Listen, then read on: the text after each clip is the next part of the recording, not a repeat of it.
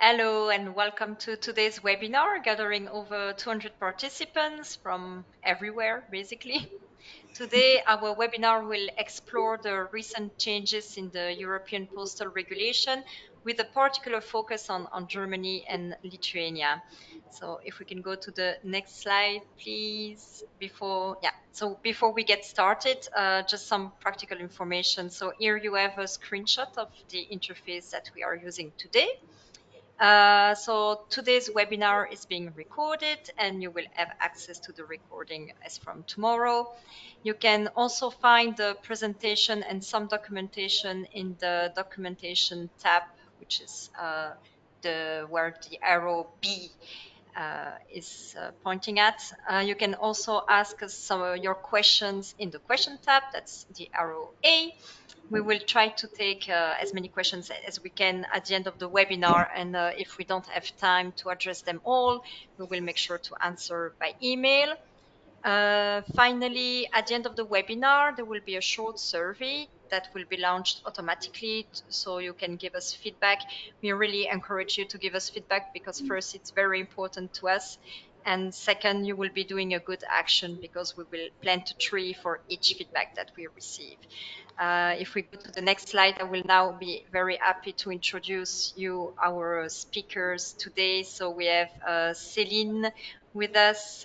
She's a senior analyst at Cullen International and she follows postal regulation in France and Luxembourg. We also have Michael, who is also a senior analyst at Cullen International and who follows regulation of the postal sector, but also of the sustainability sector in the EU. And last but not least, we have Armen, who is head of our postal service. As such, he leads our research on postal regulation in Europe. So with no further ado, I will now pass the floor to my colleague Armen. Armen, the floor is yours. Thank you so much, Sarah, for this nice introduction. Hello, everyone, and warm welcome to this Cullen International webinar on recent changes in European postal regulation.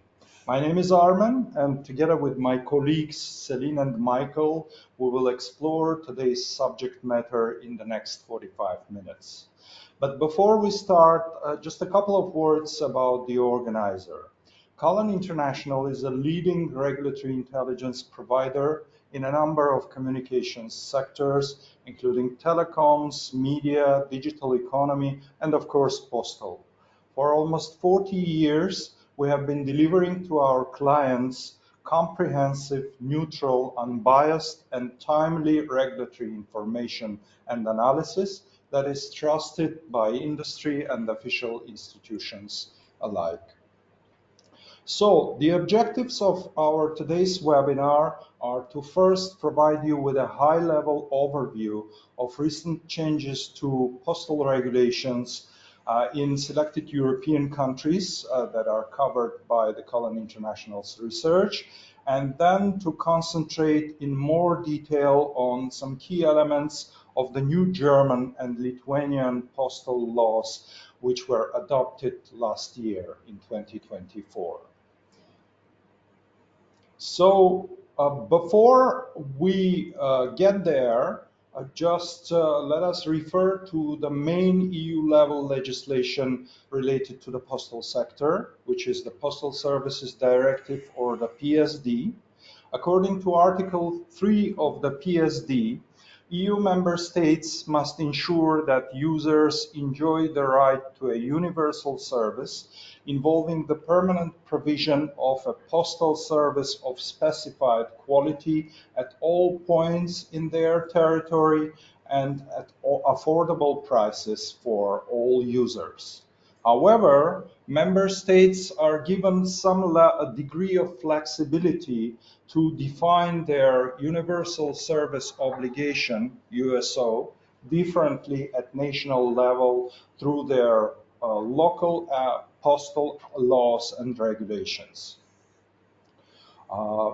Article 5 of the PSD further stipulates that EU member states are required to ensure that the universal service provision evolves in response to technical, economic, and social environment and to the needs of users.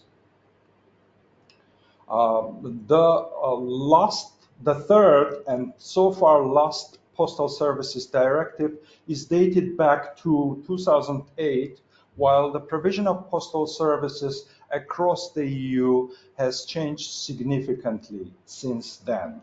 Therefore, some member states have undertaken steps to reconsider the scope and features of their postal USO in response to the continuous decline in letter volumes and changing communication behaviors.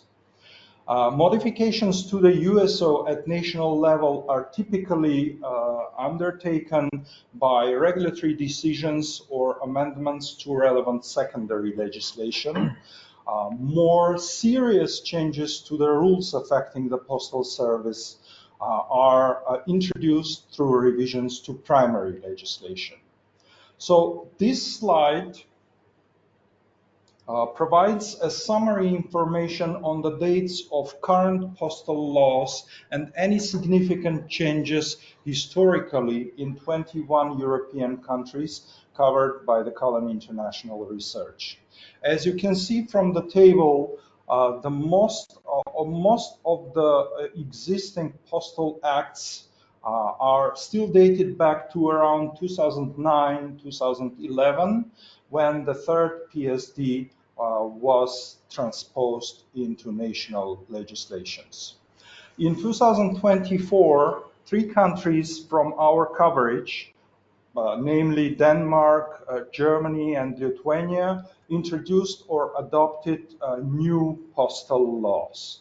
In Denmark, legislation to change the postal regulatory framework was agreed in 2023 with the decision to abolish the USO for most letters and parcels, and the law was eventually adopted in 2024, as of the beginning of 2024.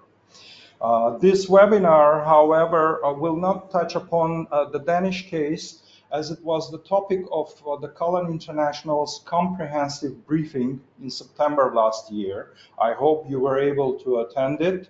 We will only go into some detail on the new German and Lithuanian postal acts adopted last year.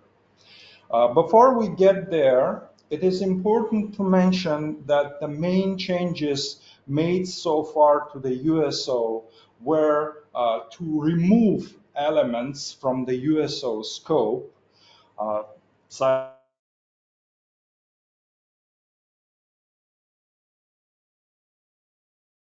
also to add some elements to the USO scope, but it was in rather exceptional cases as presented on this slide.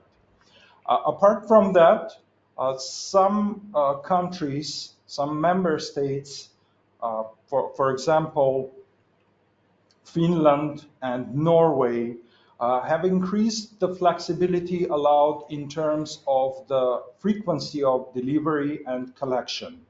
Other countries are considering similar changes or are refocusing their quality of service targets away from the speed of delivery, for example, D+1 standard, towards reliability measures, D+3 or D+4 standards. This trend is ongoing, and so other European countries are expected to follow suit in the nearest future. For example, the Czech government adopted draft amendments to the Postal Act earlier this year. If approved by the country's parliament, the amendments will enter into force as of the beginning of 2026, and the proposed changes affecting the postal USO touch upon different elements such as quality of service and net cost compensation. Another potential case is the United Kingdom, where the regulator, Ofcom, in its January 2025 consultation proposed that the postal USO could be changed by reducing the delivery speed and frequency of delivery for letter mail. A final statement on the USO reform is expected in the summary of 2025. But just to note that the USO in the UK has remained almost unchanged since 2011, when the country adopted its current Postal Act, while letter volumes have halved and users' needs have shifted significantly since then. This comes next, and so anticipated changes to the Postal Universal Service in the Czech Republic and the UK would perhaps be the subject of our next year's webinar. But for now, let us focus on what has already put in place. So, Michael, could you please go into some detail on key elements of the new German Postal Act, which, as I indicated, was adopted last year. Absolutely, Armin. Thank you very much for that nice overview of the changes and trends that are occurring at EU level. Now I will go over some of the changes that have been made in Germany in a little bit more detail. So as Armin already said, the new postal law in Germany was passed in 2024. The then coalition government had first introduced an outline of potential postal modernization in January of 2023 and introduced the draft legislation in the summer of 2023. So it was about a year from draft to passing the legislation. It replaced the previous postal law, which dated from back in 1997. This old law had, of course, been periodically amended, but large parts of it had been unchanged essentially for 27 years. So it was time for an update. The main aims, or at least the way that I've summarized this presentation, the main aims of the new postal law could be summarized as, first of all, to ensure the financial sustainability of the USO. Secondly, to improve market access and to promote competition.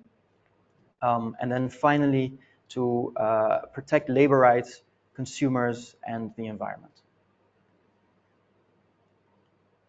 To give a very brief idea of where the postal market was last year in 2024 when the postal law passed, it's a very similar picture to what we generally see, at least in Europe. More letters are sent by volume, but it's decreasing, and parcels already provide a majority of revenues in the postal sector. What we can also see is that in Germany there were still 400 letter service providers, but it's a significant decrease compared to previous years. Then finally, just a note that under the previous framework, it was Deutsche Post that was the provider of the universal service, which it did on a voluntary basis, and it could stop doing so or restrict its provision with 6-month notice to the German regulator Benetza. So let's start by discussing the changes to the universal service obligation. First of all, the new law made some major changes to the framework which governed postal services. Previously, the USO was guaranteed by the Postal Act and then further defined in the Postal USP Ordinance, whereas now, after the 2024 Postal Act, the USO is largely contained within one piece of legislation. There's also other old ordinances, such as one on price regulation, which was folded into the new law. A small point I would like to make on Deutsche Post. I think it's not necessarily the case that it is now the designated USP. However, you can read the new law as, at least to start, expressly obligating the Deutsche Post to continue providing the USO, to have that handover, but it still has the 6-month notice period if it wants to cease acting in the place of the USP. So let's move on to the changes that have been made to the scope of the USO. Under this new law, several services have been removed, but there are also others which have been added. Ones that have been removed, perhaps because they were either not seen as crucial services anymore or because they were seen as already competitive. They are the cash on delivery letter and also express letters. On the other hand, the new law added registered and insured parcels, perhaps reflecting the importance of parcels in the new postal market. It also added books and goods which are sent by letter, under the USO. So goods which are sent by letter, we think of e-commerce goods, for example, which are small enough to be sent via letter, the letter system, and into your letterbox. Again, reflecting the rise of e-commerce. And then finally, the formal service of administrative documents was also added. A note about tracking. For the first time, the new law also stipulates that if it is technically possible and operationally feasible, the USP should also provide tracking to the extent possible to its consumers. So in summation, this new USO takes into account e-commerce and new technologies, I think is fair to say. Given the fall in letters, which we see in many countries, many operators have expressed that high delivery speeds are now becoming financially unsustainable. So in Germany, we see that the government found that letters, although they're decreasing in number, were still very important to users. So in this new context, there is a focus on reliability over speed. What we see is that the previous letter delivery targets for 80% of letters delivered in 1 day and 90% in 2 have been scrapped. They have been replaced by 95% delivery in 3 days and 99% in 4 days. So the idea is basically all letters should arrive within 4 days with a very small margin built in. Some exceptions were carved out for newspapers and magazines because it's important in the media landscape that newspapers and magazines arrive quickly. News moves fast nowadays, especially with the internet competing. So they should still be delivered on the same day as publication. And then postal ballots in elections should also be delivered in D+2, 100%. No changes were made to delivery frequency, which remains at 6 days per week, Monday to Saturday. This is actually higher than the Postal Service Directive, which you mentioned, the minimum. Many other countries do 5 days per week. Okay, moving on to pricing under the Universal Service Obligation. The new postal law changed certain aspects of pricing. I will also talk in a little bit more detail about price control later on, but what I'll talk about now is the concept of affordability under the new postal law. Universal service should be affordable, and this definition has been tweaked somewhat. Previously, letter services should not exceed the real price of 1997 services. And what real price means is basically adjusting for inflation, etc. Whereas now these prices are pegged to 2023. And in addition, the comparison is average expenditure per household on universal services, again in real time. This may give a little bit more flexibility to account for changes in household consumer behavior. For all other universal services, prices are considered affordable if they reflect the cost of efficient service provision. What this basically means is a bit of a technical term. This means long-run incremental costs plus a reasonable profit margin. Here, this definition has also been slightly tweaked, whereas previously a reasonable profit margin was based on a benchmark of other European postal operators. Now is based on a benchmark of European companies in general based on a representative European stock index. Again, I will cover this a little bit later as well.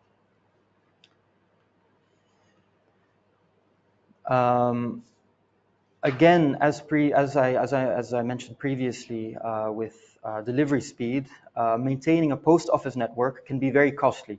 And if consumers are using physical locations less, it can become unsustainable. The new postal law essentially maintained the same size of the network as before in order to protect users in rural areas. So 12,000 branches should be kept open nationally at the least. And also it kept the similar distance requirements in residential areas. All of this is unchanged. What has changed is that if a particular location cannot be kept open in a financially sustainable way, Deutsche Post can apply to Benetza to close it and replace it with an automated kiosk, where essentially there's no staff required to run it, saving on staffing costs. Benetza will then evaluate this based on a number of factors and either approve or turn down this request. So this is a major change. Other rules on infrastructure have also remained largely the same, including on the number of post boxes. However, the new law makes it slightly clearer that delivery to a third party, including parcel lockers, can now, in some circumstances, be defined as a regular delivery under the USO. Okay, so that was what I had to say in summary about the changes to the USO. Moving on slightly now to market access and changes to competition law. Um, so this new law, what it does, it standardizes the licensing regime. Previously, only operators which offered letter services up to 1,000 grams required a license to do so. All other postal services used to fall under general authorization. What they have now done is that all postal operators, regardless of weight or types of services, must apply for registration in a new postal operator registry. And the information that they need to submit as part of this registration is very similar to what licensees previously had to do for licenses. The rule also extends to subcontractors which offer postal services. And in fact, operators will only be allowed to subcontract with parcel service providers if they are registered in this same registry. Like many other countries, Germany has observed some issues where subcontractors did not follow certain labor or tax rules. And so these new rules around registration are an attempt to help these potential problems. So another major change which will occur under the new postal law is that BNetzA, the postal regulator, will have expanded powers to define markets and analyze markets. Previously, BNetzA already could analyze whether an operator had significant market power within the letter sector, but now BNetzA will have to define a set of postal markets beyond just letters, based on geographical and also substantive factors, before then going on to evaluate whether they are eligible for postal regulation. So they'll decide when a market should be regulated. Essentially, they will define these markets, and it will be eligible for regulation unless it either does not contain significant and persistent structural or legal barriers to entry, it may tend towards effective competition, or competition law existing generally, horizontal competition law is already sufficient to solve identified problems in the market. Many of our audience might recognize this from who are familiar with the telecoms market might recognize this. It's very, very common in the telecoms market, and BNetzA has a lot of experience, of course, doing this in the telecoms market. So then, after its evaluation, BNetzA may find either that one, multiple, or no companies have significant market power, and it will be able to impose two remedies: price control and access remedies. Let me move on now to discuss these remedies very quickly. So under the new postal law, the BNetzA will have access to price regulation in the form of both ex ante price approval and also a price cap, especially in the case where it finds margin squeeze, for example. This will be based on long-running incremental costs plus the reasonable profit that I already mentioned earlier in the context of the USO, plus the rate of return of a European index. The price cap will, where possible, use product baskets so that operators will have the opportunity to control very precisely which products they raise prices and which ones they keep the same. Then the analysis will be done on the whole basket of those prices. And finally, they will be able to apply this to operators in any postal market, not just the letters market.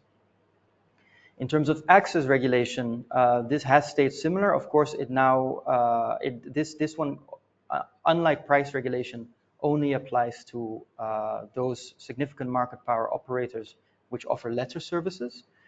One thing that has changed is that the wholesale access prices which they might be obligated to offer, these tariffs are now subject to ex ante approval.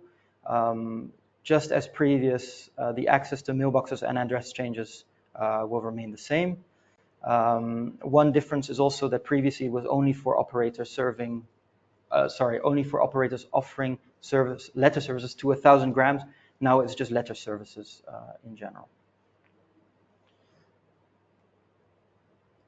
Okay, finally, the last section of changes I would like to talk about are the labor protections, consumer protections, and also environmental protections. So first of all, one major change that will occur to protect workers while carrying heavy parcels is that a parcel will have to be put on parcels which weigh either between 10 to 20 or more than 20 kilograms, clearly indicating the weight so that they know how much force to use. Moreover, there will now be a requirement that for all parcels which weigh more than 20 kilograms, 2 workers will be required to handle it. So an operator cannot ask 1 worker to deliver, for example, a 20 kilogram or to handle a 20 kilogram parcel, unless that worker has a technical aid which helps to carry some of the load. One thing to note is that when the law passed, the parliament also passed a motion asking for additional protections to be added at a later date. Specifically, especially regarding subcontractors. But in the interim, there has been an election in Germany, and there's a new government in place. So I'm not sure when that will happen and if it will happen at all. Moving on to the new consumer protections. First of all, just as in telecoms, Benetza will now publish a map showing postal service availability and quality. So the idea is that this will allow users to very easily see what is available to them and which services best meet their needs for a particular service, whether there's letters or parcels. Second of all, operators now have the explicit requirement to publish transparent information on their services, so contractual and also complaints procedures. And speaking of complaints procedures, for the first time now, operators have a legal requirement to offer a complaints procedure and also to publish complaints statistics on how many people use the complaints procedures and the result. On a final note, environmental sustainability is a major topic in all fields, not just postal. Germany itself, under its EU obligations, is required to reduce its greenhouse gas emissions. And as part of the new postal law, it also required the postal sector to do its part in this. For some examples of the way that environmental sustainability has been mainstreamed into the postal sector's regulation is that any postal operator's costs that it puts into improving its environmental performances will be considered as part of the costs of efficient service provision for the purposes of the price control calculations that I mentioned earlier. In other words, post operators will not be punished for investing more into environmental sustainability by then not being allowed to raise their prices in a commensurate way. Secondly, operators which have a turnover of more than 50 million euros must now publish detailed information on their greenhouse gas emissions, specifically from delivering letters and parcels. And then finally, this is not obligatory, but the postal law provides for some frameworks where Benetza can conduct climate dialogues with postal operators, and also requires Benetza to support voluntary cooperation regarding environmental sustainability. So this was a very quick and high-level overview. Of course, if we went into detail and mentioned everything, we would have to speak for more than an hour.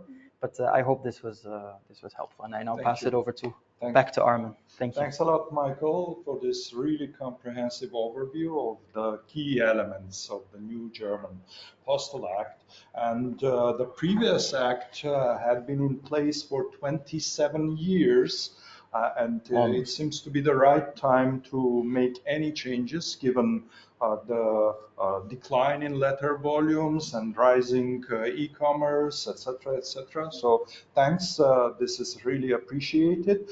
And now we will slowly move into the next country that we plan to cover in today's webinar, which is Lithuania. This is one of the most recent additions to our geographic scope.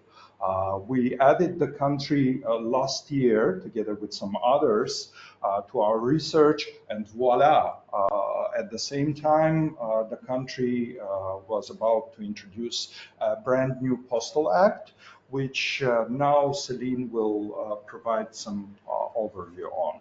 Thank you, So Armen. please, Celine. Thank you. So after Denmark and then Germany, Lithuania was the last country to adopt this new act. It was 6 months ago, so it's quite recent. And to give you an idea, the entire legislation procedure took over a year. And the purpose was triple. So the first goal was to, of course, to adapt the legal framework to the modern postal sector. We all know letters have declined significantly, and therefore we want to ensure the sustainable provision of the universal service. The second goal was to increase competition in the sector and finally to enhance consumer protection.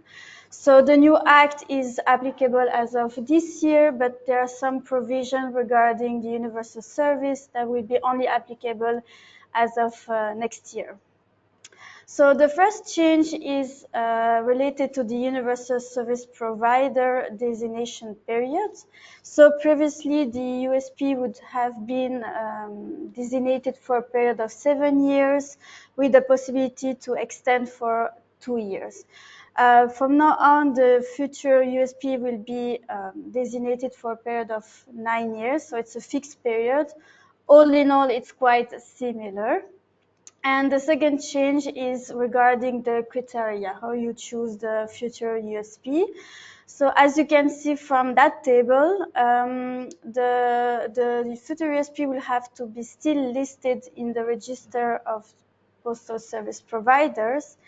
And instead of having their own postal network that meets either the requirements established by the minister or either ensure the universal service obligation, they just will have to manage or operate a postal network. So there is some ease in this condition, and they add an additional criteria, which is to have continuously provided postal service at least for 1 year.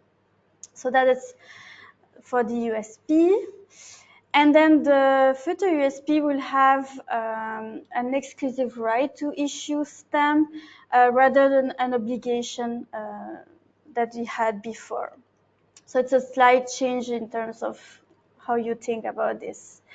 In terms of universal service delivery and collection frequency, as Armen said already, many member states are really seeking for more flexibility.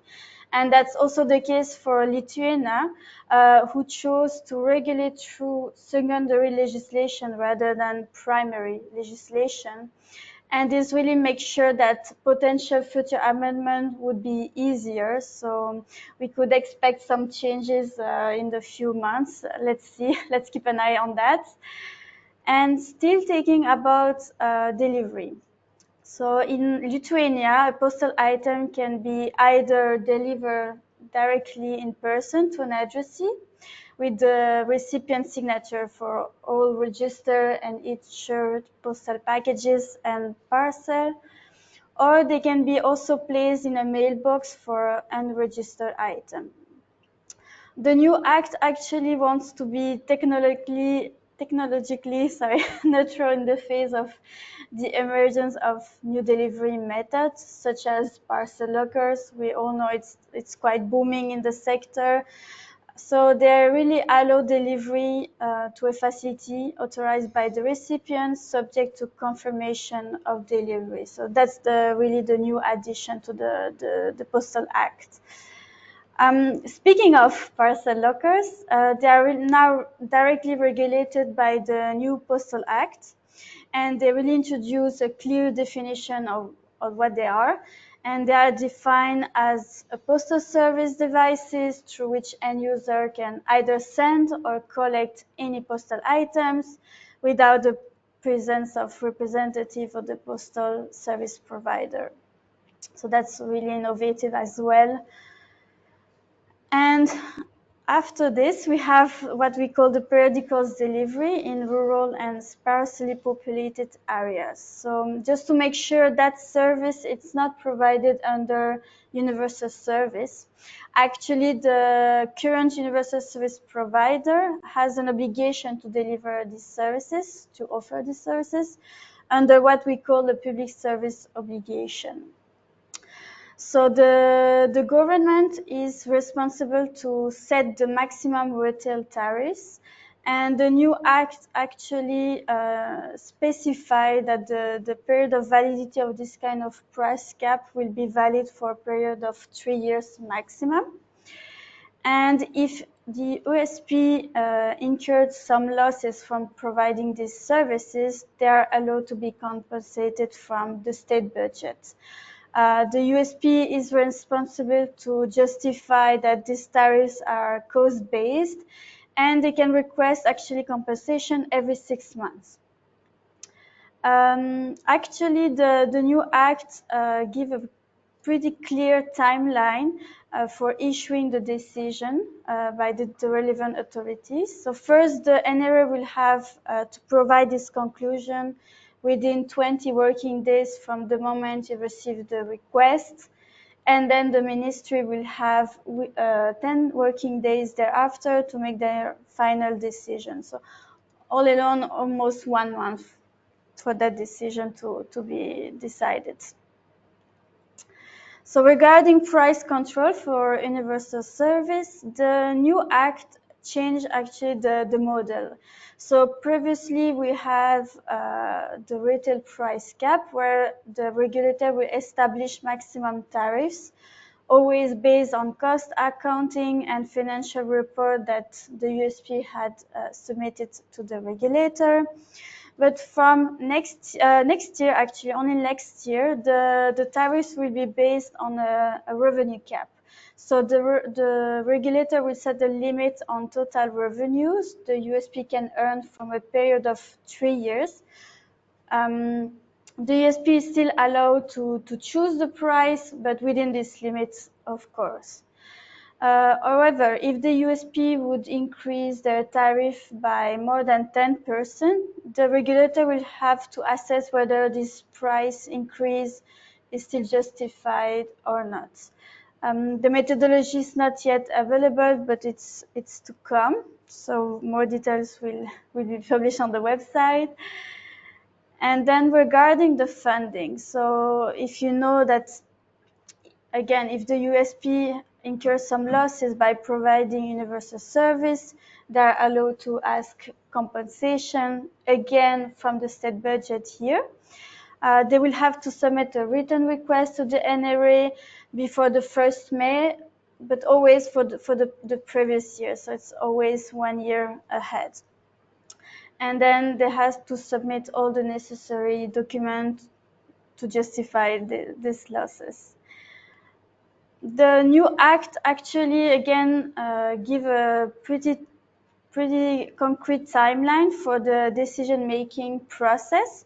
So once the NRA had all the information submitted by the USP, the NRA will have 16 working days to make its final, its first conclusion, to assess whether the compensation request is possible or not. The only change is that now the deadline is really speculated in the primary legislation rather than the secondary legislation. And then the ministry will have actually 10 working days from the receipt from the NRA's conclusion with the estimated compensation request. That deadline actually was not previously stipulated in the Postal Act, so now it's really black and white in this legislation. But what's new and what's really interesting is that the compensation will be only paid if the USP actually met the quality standards targets. So that's also pretty new. So requirements for postal operators, we all know they have many obligations, and the first one is related to the parcel information. So the new act actually require operator to provide some key information to the recipient electronically instead of being physically stamped on the parcel. So it's all the information about the sender or about any dispatch information. And then all postal providers must ensure confidentiality of correspondence, but as well from now on other contents of postal item, except in certain cases provided for by law. And lastly, the operators will have to report to the NRA on operational activities and postal networks, and also about environmental sustainability practice. So still in the same vein, the postal providers have an obligation to publicly disclose and regularly update their service agreements term. That can include the types of service offered, the rates, the delivery times, and so on. But in Lithuania, they failed to meet this requirement. So actually, the NRA gave the power now to the NRA to mandate the operator to update their conditions. So we want to make this enforcement more effective than before.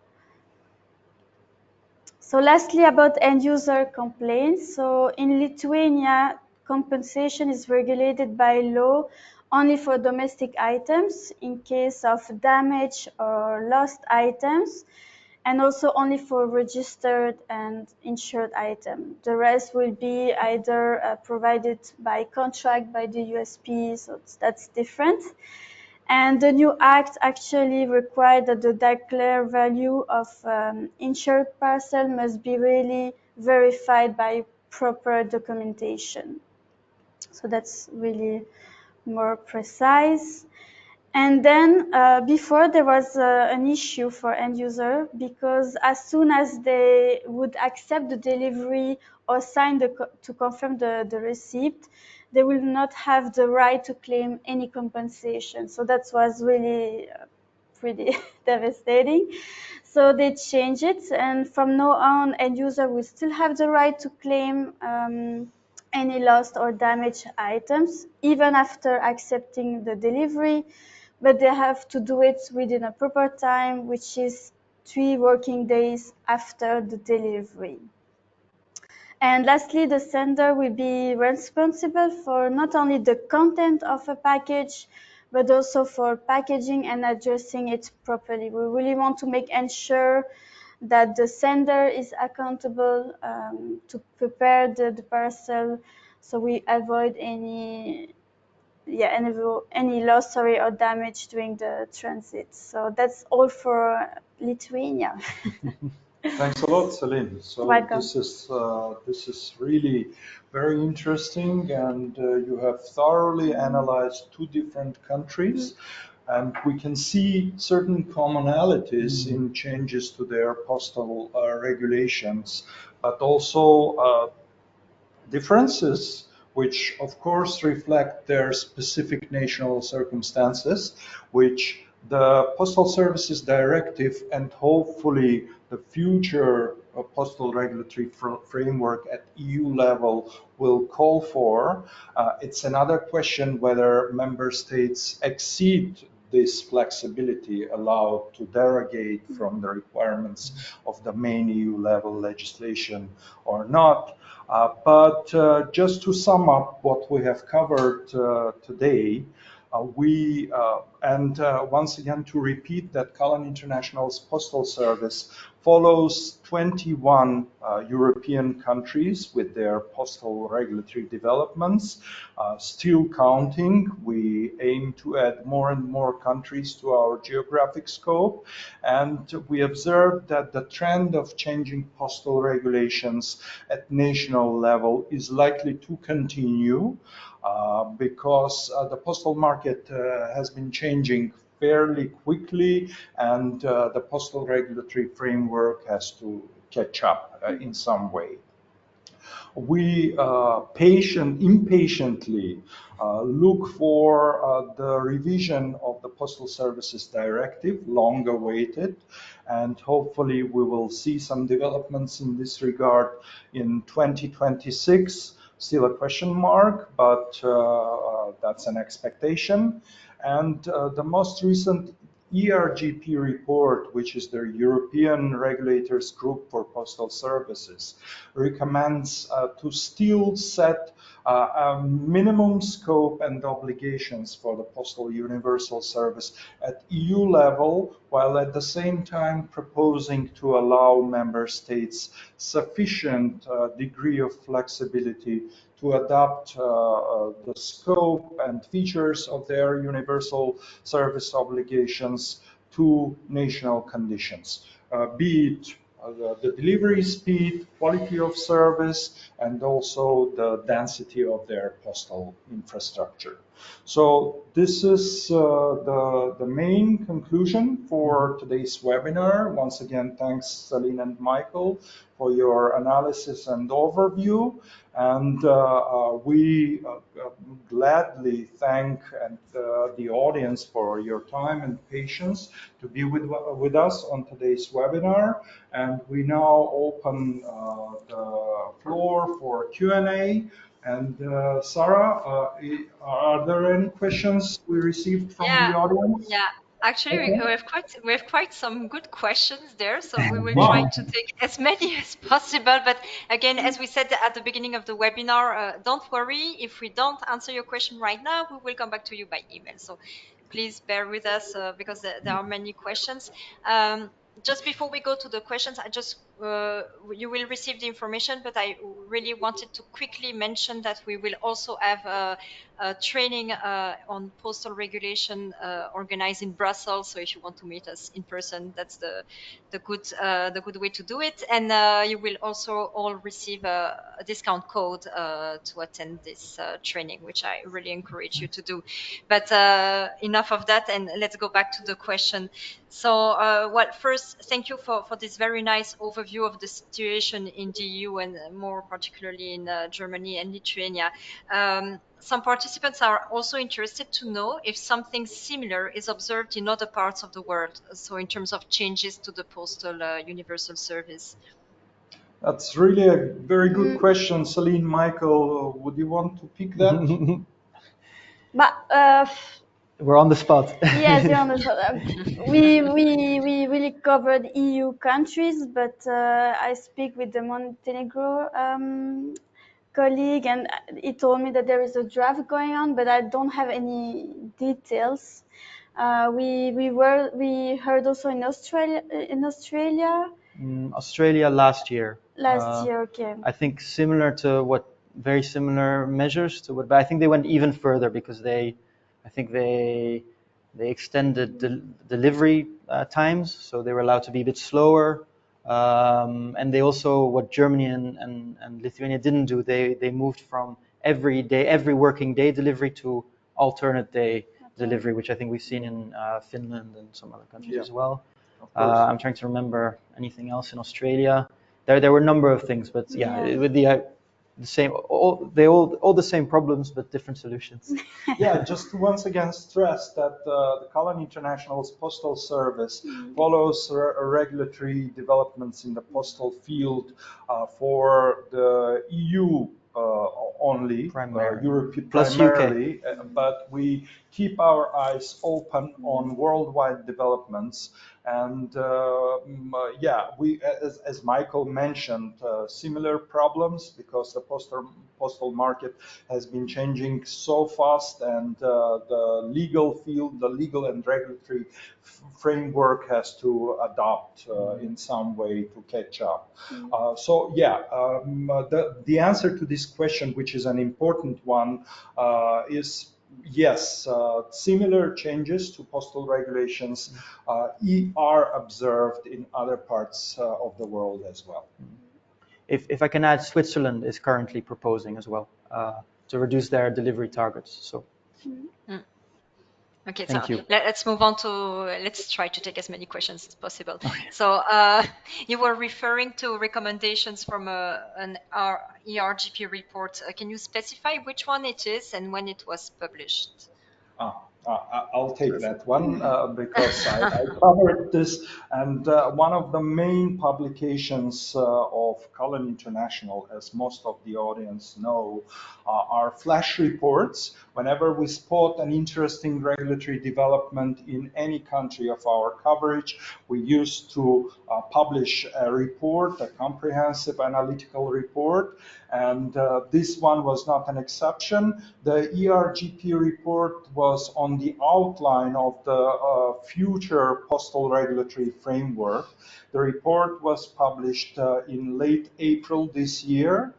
Several weeks ago, and it was the draft report was in public consultation until, as far as I remember, yesterday, 14th of May, and the ERGP will collect stakeholders' input to this report, where the body provided wide-ranging recommendations for the future review of the postal regulatory framework, and hopefully the ERGP will publish the final version of the report at its first plenary meeting on 2nd July 2025.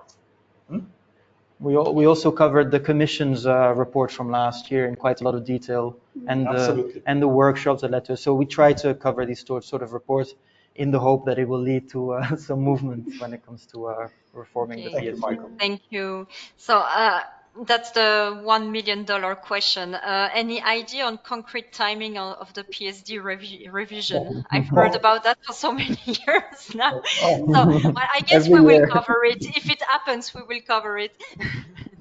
Well, so you mentioned 2026. But is it certain? Yeah, this is what we're hoping for. And just to slightly open up the brackets, we fairly recently have become aware of a leaked Commission document on a new strategy, single market strategy, which also included some provisions on the postal sector.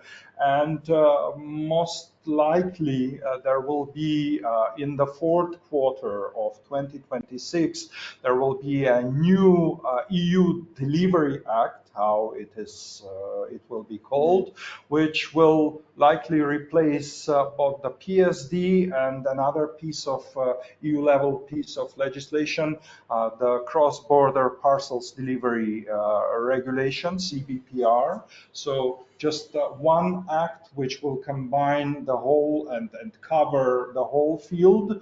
Unfortunately, no further details are available to us, but as we keep saying, we're keeping our eyes open on any developments, and will provide sufficient analytical information to our clients in due course. But thanks for the question. This is really an important one. Short answer is stay tuned. Absolutely. Okay, so we still have a bit of time for some more questions. We have one here. So with the new law in Germany, are e-commerce platforms that have their own delivery channels, such as Amazon, now subject to postal sector regulatory oversight? Yes, as far as I understand, yes, they're now included. If they fall under the postal sector, if they take part in postal delivery, they are also subject to oversight. Have to register as they have to register in yes, the registry. Yes, yeah. As far as I understand, yeah. Okay. But I'll check for sure and get back to you. Yeah, of course. Well, sometimes it's difficult to answer all questions on the spot. So, but in any case, no, but it's an important one. I should know it off the top of my head. Thank you. No worries. So, a question coming from the UK. What is the logic in Germany for adding services to the universal service, where this service is not already being provided by the market?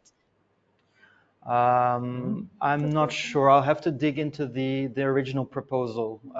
There surely is an explanation, but I don't want to go out on a limb.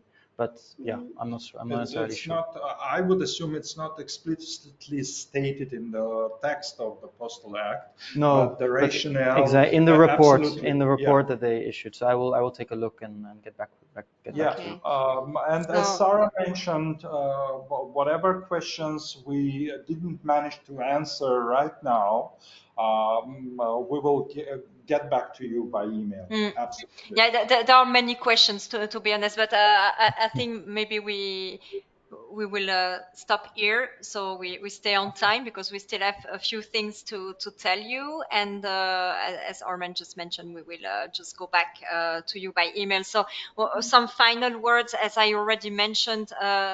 Don't miss our training in November in Brussels. That will also be a great opportunity to meet Celine, Michael, and Armen and myself in person. So it's so you still have the early bird until 25 September. You can come with a colleague and add a group discount, and we also have another discount just because you register to this webinar. So. Yeah, that's a good opportunity, but to meet us, but also to have a really complete overview of what's happening in the European postal and delivery sector. Then, as we mentioned during the whole webinar, we also have our postal service that covers many other developments in the postal sector in the EU. So if you want to get to know us, request a free trial, get answers to your challenges, or just test our custom inquiry service, just don't hesitate to contact us. We're there for you and to give you the full picture of what's happening. So really don't hesitate. And just some final words, very important. If you have any other questions, send them by email. If you think about this webinar while running this afternoon, or just send us an email. We will be very happy to answer you. And as I mentioned at the beginning, before leaving the webinar, please give us your feedback. It's very important for us to do better, but also to plant trees, because we will plant a tree for each feedback. So we had more than 200 registrations. We hope we will have more than 200 trees more in the future for the planet. And voila. So thank you, Armen, Celine, and Michael. Thank you, Thank you, everyone, for Sarah. joining us Pleasure. Thank you. today. And And thanks everyone we for stay in joining us touch. today. Stay tuned for future postal events. Bye bye. Bye Bye. Thank bye. you.